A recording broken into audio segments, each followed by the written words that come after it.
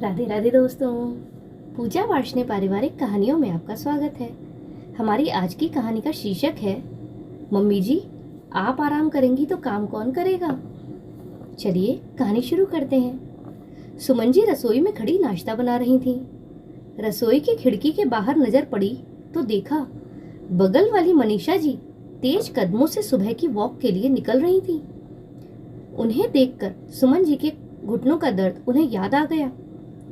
मन ही मन सोचने लगी, इस उम्र में ये कितनी फुर्ती से चल लेती हैं और मैं बस रसोई और घर के कामों में उलझी रह जाती हूँ। तभी पीछे से बेटे करण की ऊंची आवाज आई, अरे माँ, जल्दी नाश्ता दे दो, ऑफिस के लिए लेट हो रहा हूँ। सुमन जी ने तुरंत इडली और सांभर निकालकर प्लेट में रख दिए और बेटे को थमा दिए। करण ने झिझलाकर पूछा, माँ, नेहा का नाश्ता कहाँ है। सुमन जी ने बिना कुछ कहे चुपचाप बहू के लिए भी नाश्ता निकाल दिया। करण दोनों प्लेट लेकर कमरे में चला गया। उसी समय 6 साल का पोता युवान दौड़ता हुआ आया और बोला, दादी, मुझे जूते पहना दो। सुमन जी पोते के साथ लग गईं। थोड़ी देर बाद करण ऑफिस जाने से पहले बोला, माँ, कल पार्टी से देर से आए थे तो नेहा नाश्ता करके फिर से सो गई है। आज भी वो 12 बजे तक ही उठेगी, इसीलिए आप उसका खाना बनाकर रख देना। ये सुनकर सुमन जी का चेहरा उतर गया। गांव से शहर आकर रहने के बाद से ही उन्होंने महसूस किया था कि उनकी बहू उन्हें जरा भी सम्मान नहीं देती। पहले तो नेहा फोन पर सुमन जी से बड़े ही प्यार से बात कर लिया करती थी, लेकिन शहर आने के बाद से उसका रवैया ही बदल गया। अब उसका व्यवहार रूखा हो गया था और वह ज्यादातर घर का काम अपनी सास से ही करवाती थी। सुमन जी ने तो सोचा था कि वह बहू की मदद कर देंगी ताकि उसे उनके साथ रहने में कोई असुविधा ना हो, मगर शहर आने के बाद उन्होंने महसूस किया कि घर गृहस्थी का सारा बोझ अब उन्हीं के कंधों पर है। ऊपर से 6 साल के पोते युवान की देखभाल भी पूरी तरह से उन्हीं को करनी पड़ती है। सुबह से अब तक सुमन जी ने एक कप चाय तक नहीं पी थी। तभी युवान नाश्ता मांगने लगा। उन्होंने जल्दी से उसे इडली सांभर परोस दिए तो वह रोते हुए बोला, नहीं, मुझे तो पास्ता खाना है। सुमन जी को पास्ता बनाना नहीं आता था। उन्होंने प्यार से उसे समझाने की कोशिश की, बेटा, आज इडली खा लो, फिर किसी दिन पास्ता बना दूंगी। लेकिन युवान अपनी जिद पर अड़ा रहा और रोना बंद नहीं किया। इधर बहू के नखरे रोज बरोज बढ़ते जा रहे थे और उधर आज सुमन जी के घुटनों का दर्द भी हद से ज्यादा बढ़ गया था। पोते को संभालना, घर का काम करना और मन का बोझ उठाना, सब मिलकर उनका जीना मुश्किल कर रहा था। बहू को सबक सिखाने का इरादा करते हुए सुमन जी ने मन ही मन ठान लिया कि अब किसी तरह से उसकी अकल ठिकाने लगानी होगी। फिलहाल उन्होंने रोते हुए पोते को शांत करवाने का उपाय सोचना शुरू किया। तभी उन्हें याद आया कि युवान को फ्रूट कस्टर्ड बहुत पसंद है। उन्होंने जल्दी जल्दी सेब, केला और अंगूर काटकर मीठे कस्टर्ड में डाल दिए। जैसे ही ठंडा ठंडा फ्रूट कस्टर्ड सामने आया, युवान का रोना थम गया और वह मजे से खाने लगा। युवान को देखकर सुमन जी के चेहरे पर थोड़ी राहत आई। उन्होंने भी तब जाकर नाश्ता किया। उसके बाद युवान टीवी पर कार्टून देखने लगा तो सुमन जी बालकनी में आकर धूप में बैठ गईं। धूप सेकते हुए वो आगे की योजना पर सोचने लगी। तभी उनकी नजर नीचे सड़क पर पड़ी। उनकी हमउम्र मनीषा जी शॉपिंग करके लौट रही थी। सुमन जी के मुंह से अनायास ही एक आह निकल गई। मनीषा जी उम्र में उनके बराबर होते हुए भी इतनी फिट और फुर्तीली दिखती थीं कि कोई उन्हें 5 साल छोटी मान ले। चेहरे पर आत्मविश्वास की चमक और सलीके से सजा रूप मानो जीवन से भरपूर हो। उनके भी पति का देहांत हो चुका था, लेकिन वे पूरी हिम्मत और गरिमा के साथ अपनी जिंदगी जी रही थी। घर में बेटा बहू भी उनका पूरा सम्मान करते थे। सुमन जी की आंखों में अनायास ही नमी आ गई। उन्हें फिलहाल अपनी जिंदगी सुधारने का कोई रास्ता नजर नहीं आ रहा था। बेटा सुबह खाना बनाने का आदेश देकर ऑफिस जा चुका था और बहू नाश्ता करने के बाद भी गहरी नींद में सो गई थी। उनके मन की बेचैनी लगातार बढ़ती जा रही थी। आज तो दोपहर का खाना बनाने का भी मन नहीं हो रहा था। उन्हें बार बार यही एहसास हो रहा था कि शायद बेटा उन्हें गांव से सिर्फ इसीलिए शहर लेकर आया है ताकि वो नौकरानी की तरह घर का सारा काम करें, पोते को संभालें और सबके लिए खाना बनाएं।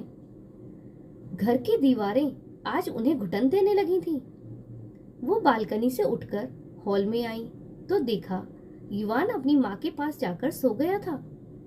उन्होंने अपना नाश्ता उठाया और धीरे धीरे कदमों से बढ़ते हुए घर से बाहर निकल गईं। नीचे छोटे से पार्क में जाकर एक बेंच पर बैठ गईं। लगभग आधा घंटा बीत गया।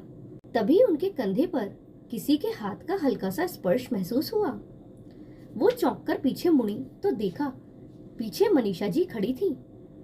मनीषा जी को देखते ही सुमन जी उठने लगी तो मनीषा जी ने हाथ पकड़कर उन्हें बैठा दिया और बोली, अरे बहन जी बैठिए ना, खड़ी क्यों हो रही हैं?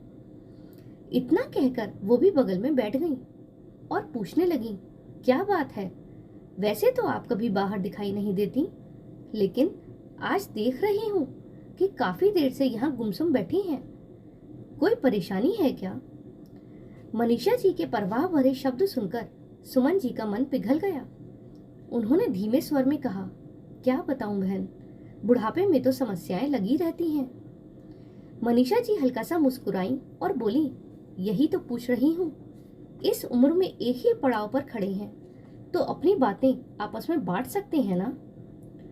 उनकी बात सुनकर सुमन जी के होठों पर हल्की सी मुस्कान आ गई। वो बोली, आप वाकई बहुत किस्मत वाली हैं जो आपके बेटा बहू आपका इतना सम्मान करते हैं।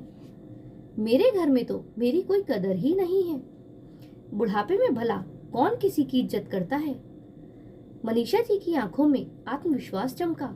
वह बोली, सबसे पहले हमें अपनी कदर खुद ही करनी पड़ती है बहन। अगर हम खुद को महत्व नहीं देते तो फिर कोई और क्या देगा?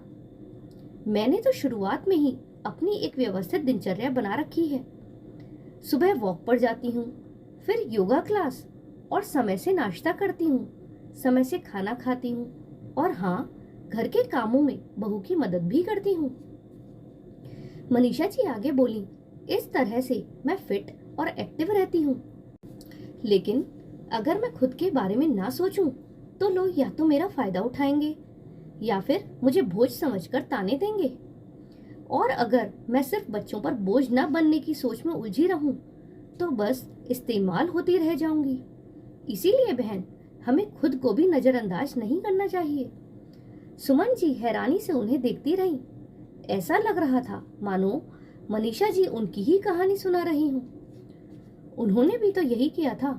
बुढ़ापे में बच्चों के घर में अपनी जरूरत साबित करने के लिए और भी ज्यादा काम करना शुरू कर दिया था ताकि कोई उन्हें बेकार ना समझे।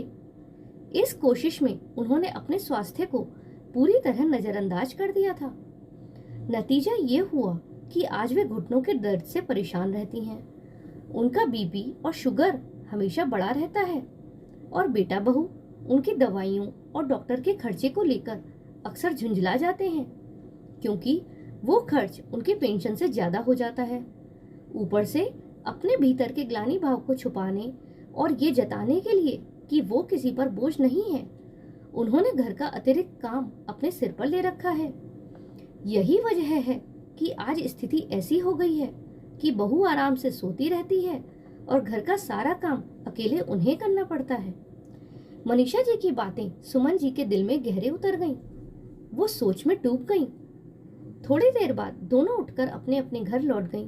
लेकिन आज की मुलाकात ने सुमन जी की सोच जैसे भीतर से हिला दी थी। दोपहर का समय हो चुका था, लेकिन आज सुमन जी ने खाना नहीं बनाया। बहू सोकर उठी और रसोई में आई तो देखा कि चूल्हा ठंडा पड़ा है।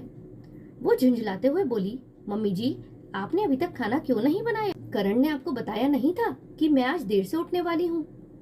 थोड़ी देर में वो ऑफिस से आ जाएंगे तो मैं उन्हें खाने में क्या दूंगी? सुमन जी ने शांत स्वर में जवाब दिया, बहू, आज मेरे घुटनों में बहुत दर्द है, इसीलिए मैं आराम कर रही हूँ। आज खाना तुम ही बना लो। ये सुनकर बहू बड़बड़ाती हुई गुस्से में बर्तन पटकने लगी। मगर सुमन जी ने कोई प्रतिक्रिया नहीं दी और अपने कमरे में जाकर लेट गईं। बहू ने जल्दी जल्दी दाल चावल चढ़ाए और बैंगन का भरता बनाने लगी। इसी बीच दोपहर में करण ऑफिस से घर लौटा। वह अक्सर लंच ब्रेक में घर आकर खाना खाता था, लेकिन आज रसोई से आती महक की जगह उसे सिर्फ चुप्पी और बर्तनों की खटर पटर सुनाई थी। खाने में देरी देखकर चिड़चिड़ाता हुआ रसोई की ओर बढ़ा। रसोई में पहुंचते ही उसने देखा कि उसकी पत्नी खाना बना रही है। पत्नी ने उसे देखते ही भड़काने के अंदाज में कहा, देखो आज आपकी माँ ने खाना नहीं बनाया। काम करने का नाम पर उनके घुटनों में दर्द होने लगा। आप हर महीने उनकी दवाइयों पर इतना खर्च करते हैं, तो क्या वो घर के छोटे मोटे काम नहीं कर सकती? ये सुनकर करण के भीतर गुस्सा भड़क उठा, लेकिन ऑफिस वापस जाने का समय हो रहा था। उसने जल्दी जल्दी खाना मांगा, खाया और वापस निकल गया। शाम को ऑफिस से लौटते समय भी उसका गुस्सा ठंडा नहीं हुआ था। जैसे ही घर आया, उसने अपनी माँ को बुलाकर कहा, माँ, मैंने आपसे कहा था ना कि दोपहर में खाना बनाकर रखना, फिर आपने क्यों नहीं बनाया? आप हमारे साथ रहती हैं तो इतनी भी मदद नहीं कर सकती क्या? सुमन जी ने हल्की मुस्कान के साथ जवाब दिया, नहीं बेटा, मैं तो इससे भी ज्यादा मदद करना चाहती हूँ, लेकिन बात यह है कि मेरे घुटनों का दर्द बहुत बढ़ गया है और वैसे भी दवाइयों का खर्चा पहले से ज्यादा आता है। मैं तुम्हारी जेब पर और बोझ नहीं डालना चाहती हूँ, इसीलिए मैंने एक फैसला लिया है। करण हैरानी से माँ को देखने लगा। उसने आज तक उन्हें इस अंदाज में बात करते हुए नहीं सुना था। सुमन जी आगे बोली, देखो बेटा, मुझे पता है कि मेरे बड़े खर्चे को लेकर तुम परेशान हो। मैं खुद भी दवाइयाँ खाकर थक गई हूँ, इसीलिए मैंने तय किया है कि अब मैं योगा क्लास जाऊंगी। उसका खर्चा अपनी पेंशन से खुद उठा लूंगी। इससे मुझे तकलीफ भी कम होगी और तुम्हें भी बार बार मुझे डॉक्टर के पास नहीं ले जाना पड़ेगा। तभी बहू बीच में बोल पड़ी, आप योगा क्लास जाएंगी तो घर में काम कौन करेगा? सुमन जी ने हल्की मुस्कान के साथ कहा, बहू, घर का काम तो तुम पहले भी करती थी, तो अब भी कर लेना। मेरे घुटनों का दर्द ठीक होते ही मैं फिर से तुम्हारी मदद करने लगूंगी। लेकिन अगर मैं खुद का ध्यान नहीं रखूं तो कल को बिस्तर पकड़ लूंगी, तब तुम्हारी परेशानी और बढ़ जाएगी, है ना? इसीलिए मैंने तय किया है कि अब से मैं अपना भी ख्याल रखूंगी। बेटे बहू को समझ में नहीं आ रहा था कि माँ की इस बात का विरोध कैसे करें। करण भी खुलकर कुछ नहीं बोल पा रहा था। अगले ही दिन से सुमन जी मनीषा जी के साथ योगा क्लास जाने लगी।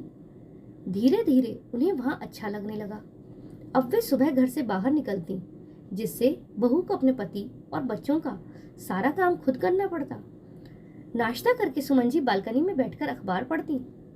जब बहू उन्हें कोई भारी काम करने को कहती तो वो मुस्कुराकर कह देती कि अभी मैं इतना भारी काम करने के लायक नहीं हूँ। उसके बदले में वो शाम की चाय बना देती, सब्जी काट देती या खाना बनाने में हाथ बटा देती। उन्होंने अब खुद तय करना शुरू कर दिया था कि वे कौन सा काम कर सकती हैं और कौन सा नहीं। बहू उनकी इस आदत से बहुत चिढ़ रही थी, मगर सुमन जी के सकारात्मक बदलाव साफ दिखाई देने लगा था। अब वो पहले से ज्यादा खुश रहने लगी थी। योगा करने से उनकी चाल में आत्मविश्वास आ गया था। धीरे धीरे उनकी सेहत संबंधी परेशानियां भी कम हो रही थी और चेहरे पर एक नई चमक लौट आई थी। घर के कामों का बोझ कम होने से वो अपने पोते के साथ ढेर सारा समय बिताने लगी थी। कभी उसके साथ खेलती तो कभी कहानियां सुनाती।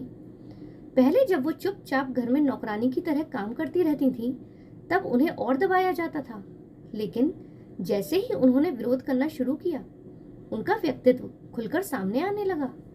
हालांकि बहू अभी भी उनसे रूखा व्यवहार करती थी और बेटा भी कुछ खिंचा खिंचा सा ही रहता था, मगर सुमन जी को अब इन बातों से कोई फर्क नहीं पड़ता था। उनका स्वास्थ्य अच्छा था, वे अपने समय का उपयोग अच्छे कार्यों में करती थी और मन में सुकून के लिए कभी कभी घर के कामों में भी मदद कर देती थी। उनके लिए इतना ही काफी था। वो समझ चुकी थी कि दूसरों को खुश रखते रखते जिंदगी गुजर जाएगी और इस चक्कर में वो कभी खुश नहीं रह पाएंगी।